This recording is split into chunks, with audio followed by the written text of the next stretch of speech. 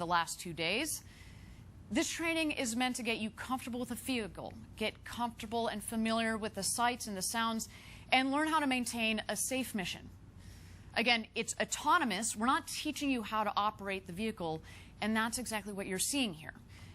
You know, I actually recently went through this training, and I got to say the training is a lot of fun, very informative, but also very importantly, you build these bonds with your fellow astronauts, and you create these stories together.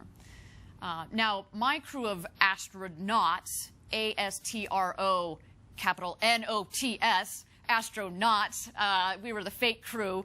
We called ourselves the prequel penguins because we were the last rehearsal crew, and we wouldn't be flying. But again, these are the types of stories that you walk away with.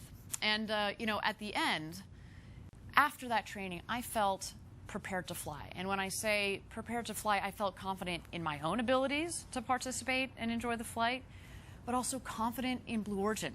61, that is, 50 years ago. And earlier this morning, as you can see here, New Shepard left the barn and traveled to the launch pad to prepare to go to space and back, this time, of course, with astronauts on board, including our very first paying customer, Oliver Damon. Now, back inside the barn there, I should note that we do have a second rocket, and we have had several paying payload customers on previous flights on that rocket. We will continue to fly future payloads on that dedicated rocket for that. The rocket that's over my shoulder here, that rocket will be dedicated to flying astronauts. We've been following an aggressive step-by-step approach from the beginning. The first time we flew New Shepard, we demonstrated every single aspect, re-entry, parachute deployment, and that mission was 100% successful for the capsule. M2 was about rolling in changes and trying it again. This time we stuck the landing, but we needed to show we could do it again. So that was what M3 was.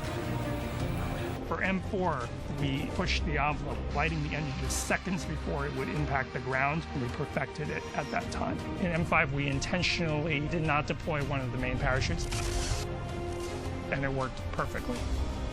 We had done a pad escape test so that the capsule can launch and escape if there is an accident on the pad. The M6 mission was about testing that at its most stressing condition. We ignited the solid rocket motor in flight and showed that we can recover the capsule safely. For M7, what we introduced was a new capsule design. M8 was just a repeat, and then the third escape test was to show that we could escape in space. So on M9, the capsule lit off its solid rocket motor and landed safely. M9 and M13, we are flying payload missions for customers, giving us even more and more confidence in the capability of the New Shepard system. 13 was a perfect flight, preparing for the M14 mission, another verification and check. We're ready for first human flight.